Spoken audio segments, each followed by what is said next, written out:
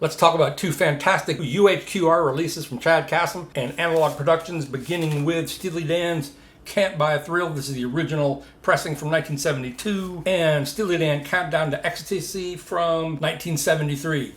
Get with it. Before I talk about the UHQRs and how they sound compared to these two original pressings, let's talk a little bit about Steely Dan themselves and how unusual they were when they came out. And, you know, I think they were, people got the hit singles like Peg, of course, or Do It Again, and Reeling in the Years. There are no hits off this album. The third album, Pretzel Logic, had Ricky Don't Lose That Number. I don't think Katie Lied had any hits. I could be wrong.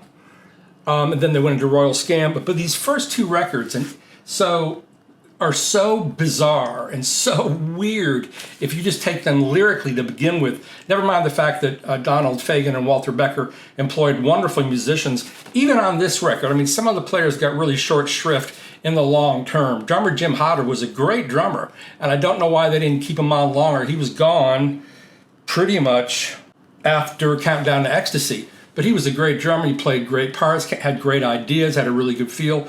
But never mind. Let's talk about this weird cover. Steely Dan, of course, named after the strap-on dildo from William Burroughs' Naked Lunch, which really says it all right there. We have a band who based their name and their persona on a dildo, a strap-on dildo. How weird is that? But we have the women lined up, the prostitutes, and I have a British or a European single where they blow this up and it's the entire single. I mean, this strange op art, I believe that's Charles Atlas, the bodybuilder, back when bodybuilders were all considered freaks. And it's interesting, it was their debut record, they gave him a gatefold. You know, in the early 70s, there were so many records that were released and bands were never heard of again, but it was a big deal to get a record deal. And Becker and Fagen, of course, were songwriters at ABC Dunhill, and they got their first deal on ABC. I just want to talk about the songs a little bit before we get into the UHQR. And of course, I remember where I was the first time I heard Reeling in the Years, those guitars, the way they erupt out of the a little radio that was sitting on a front porch at my cousin's home in North Carolina, and they just jumped out. But it's a catchy song, but it's fairly standard, and compared to the rest of their work, it's a really primitive song.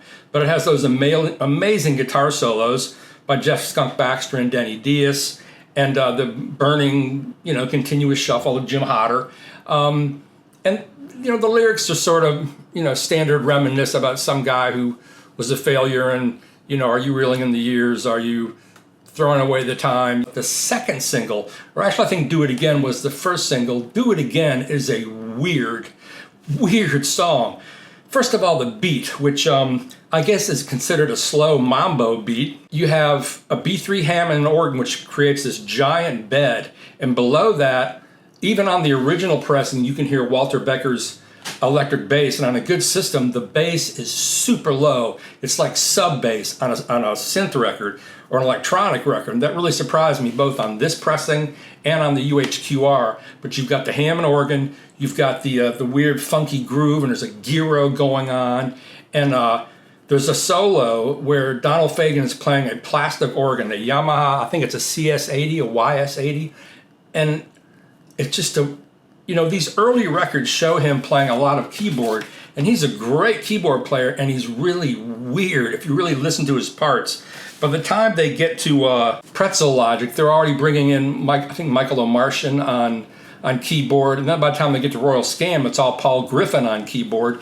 And so Fagen's voice as a keyboardist slowly recedes, but on these early records, he plays so many weird, crazy things, especially on Do It Again.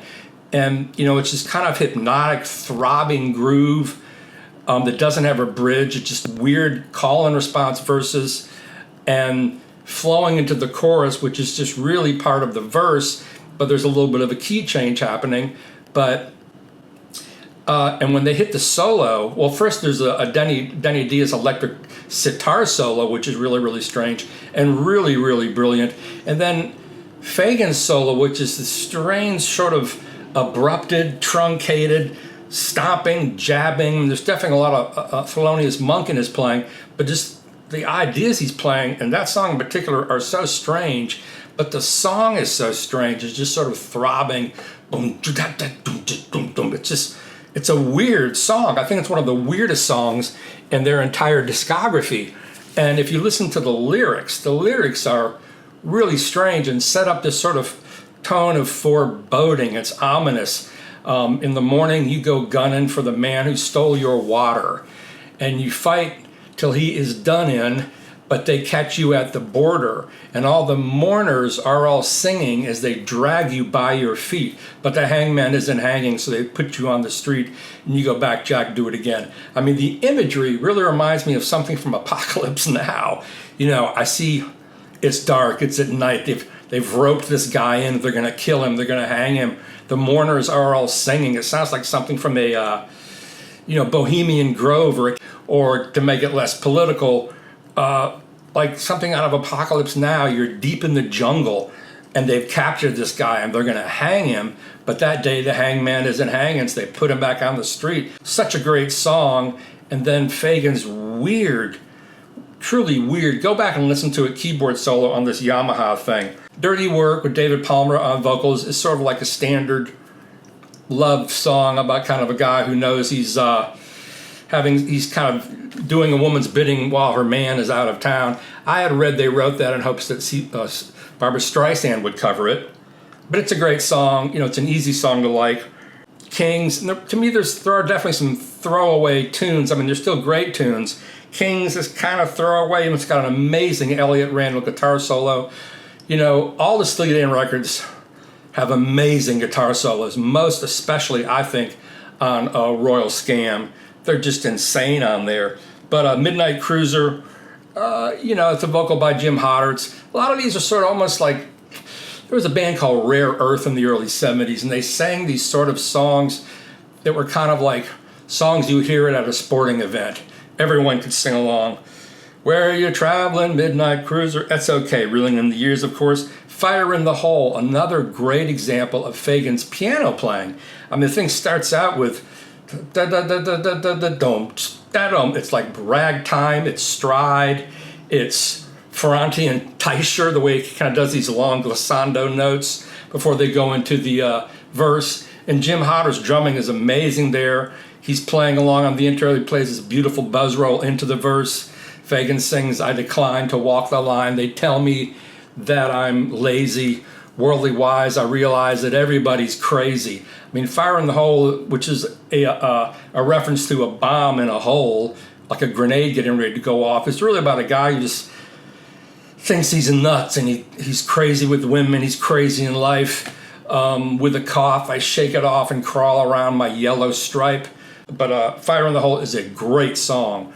It unlike some of the other songs, it's a timeless song. And the sound quality of this album, I think, is better than the sound quality of this. I had heard as many bands do who have big success, they recorded this one quickly. This was done at the Village Recorders in LA with their perennial cast that would last forever. Engineered by Roger Nichols, produced by Gary Katz. The second album was recorded at the Village Recorder Santa Monica, but I heard it was more rushed. Now, there's a major stylistic leap between these two records. This is more scattershot. Some of the songs are more throwaway, in my opinion, but the great songs balance it out without a doubt. I mean, I love Do It Again, Dirty Work, Midnight Cruiser, Only a Fool Would Say That, Fire in the Hole. Those are great songs. Turn That Heartbeat Over Again, A Solemn Prayer for Peace. Yes, yes, yes. Now we can already see next year, 73, Countdown to Ecstasy. They've already started bringing in special guests. Victor Feldman on vibes, marimba, and percussion. Ray Brown, string bass on Razor Boy. Rick Derringer, slide guitar on Showbiz Kids. Ben Benet, acoustic guitar. I can't think of any other rock group in 1973 that even knew who bassist Ray Brown even was, much less brought them in on a session. And this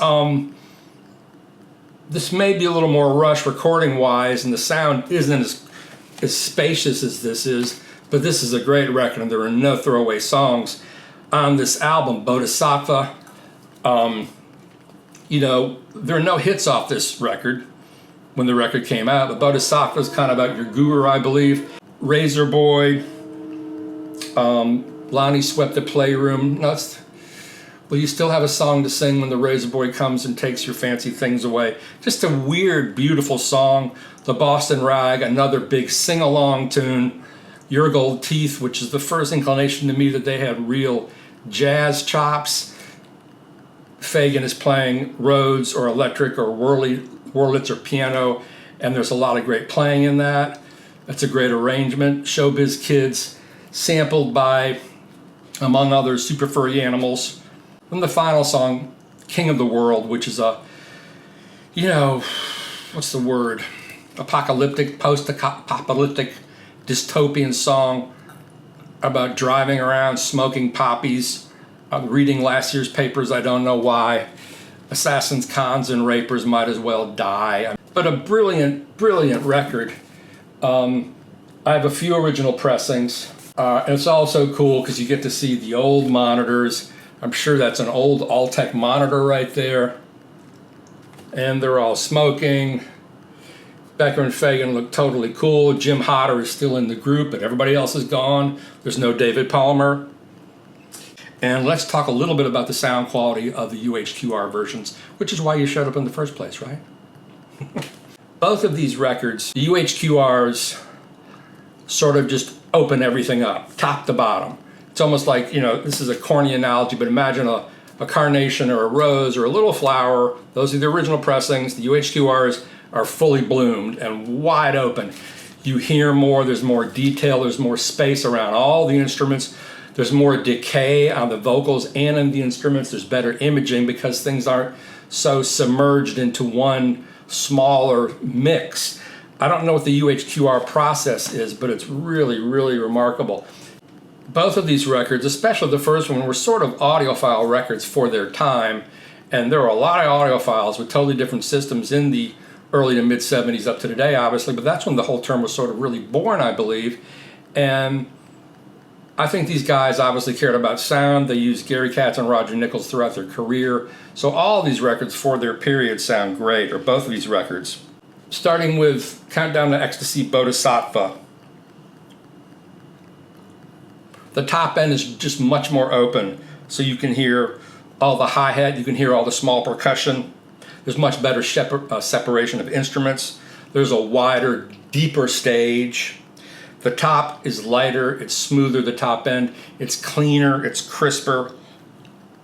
And the guitars have a little more grit on the songs where, like Reeling in the Years off Can't Buy a Thrill or Bodhisattva or Razor Boy, where they're gritty anyway, they're grittier because you can hear them much more clearly. Also in Bodhisattva, you can really hear Walter Becker's walking bass lines. And both of these UHQRs really reveal what a great bass player he was. His bass playing is sort of buried in the mix on the originals, but on these UHQRs, because they're much more open, the bottom end is more open as well, and he was just a great bass player. He played great lines all over the place that I personally never noticed. It's weird, Your Gold Teeth on Countdown to Ecstasy actually sounds a little more recessed, even though it sounds wider. The vibraphones are punchier. The instruments have more of a graphic leading edge. You know, they're better defined in space on the UHQR. It's lighter overall, you know, as in more light, more openness. The bass is deeper, but oddly enough, on Countdown to Ecstasy, the bass is a little lighter. I guess because everything is so open, there's less focus on the mids through the low end. So, I mean, I did say on Do It Again, and it's true, you can really hear the low end come out, both on the electric bass and on the Hammond B3. But song by song, as we're going through it, same thing with Boston Rag, it's much more open, you can really hear the vocals, there's more decay on the guitars. On Your Gold Teeth, it's punchier, wider, more open, more space. It's weird. They don't, you know, if you think about a tone poet, what it does with original pressings, it does something different than what a UHQR does to my ears. UHQR opens everything up. There's more space. There's more depth. There's more air around instruments. Everything is cleaner. The tone poets, to me, they make everything sound creamier and more buttery, top to bottom. Definitely more low end, because Blue Notes are from an earlier era than this. Even though they were going in the 70s, the sound was drastically changing by then for some reason. But I've noticed the latter period Blue Notes, where Rudy's still involved, they're much more disparate. They're not as uniform sounding. That's why I like the tone poet of Wayne Shorter's Schizophrenia better than the original, because it just makes it sound that's much more palatable to the ear. But back to Your Gold Teeth, it's a little forward compared to the original. It's much easier to follow all the guitar lines, all the different lines. The cymbals are chunkier sounding. And that's true for the whole record. It's definitely better than the original pressing. It's much wider. If you're a Steely Dan freak like I am, to me, you have to have these records. There's not that many of them. There's only 6, I think, Steely Dan records. And you're just hearing much more deeply into the mix. Both these UHQRs have liner notes by Donald Fagen. They're very short, but they're very revealing. We don't really know a lot about these fellows. I think Fagen's book is called Eminent Hipsters, I think. I lent it to my brother. He has not returned it yet. And there you can get something. I've interviewed these guys. I probably interviewed them about 3 times. And they, 2, and then I did Fagen once for his one of his last solo record. And they were, I got the impression that Walter Becker wanted to be there and Donald Fagen did not want to be there. But I can remember I interviewed them for Two Against Nature, I think, for a website. And I mentioned to them that I thought a lot of at the end of their songs, there'll be these horn lines or these motifs that get set up. Even at the end of, like, if you think about Signing Stranger off The Royal Scam, at the end it's a kind of trading eights between the vibraphones and a wah-wah guitar. And the way they would set up those circular sort of ensemble motifs at the end really remind me of Duke Ellington. If you listen to early Duke Ellington from the 30s or the 40s in particular, those big choruses where the ensembles, the brass would all play these big lines together that aren't necessarily related to the melody early in the song. And they definitely had that. And obviously they were big fans of Duke Ellington. They covered East St. Louis Toodle-Doo, Toodle-O on Pretzel Logic. But they were a tough interview. I interviewed Bernard Purdy once, and he said he felt like Becker told me everything I was doing right and Fagen told me everything I was doing wrong. But I recently interviewed Jim Keltner for, I can't remember for what, and he said that he really thought Fagen was the man, that Fagen was in control. Most of the ideas came from him, such as on Josie, where Keltner halfway through does that drum break. He said that was Fagen's idea, that wasn't his idea. But if you're a completist for Steely Dan like I am, you have to have these records. They're expensive, you'll probably find them used. I think these are must-have recordings, both of these UHQRs. The packaging is beautiful, the gatefolds are really nice, beautiful clear vinyl. Some people don't like the big chunky boxes. You don't have to use the box. There's a gatefold record in there. You can put the records in beautiful poly-lined sleeves. So to me, at $150 a piece, these things are well worth it. But I think these are excellent. I think the original recordings are excellent as well. They're both great to have. They stay stuck in your memory because they're such wonderful songs, such weird literary lyrics. Thanks for watching. Bye.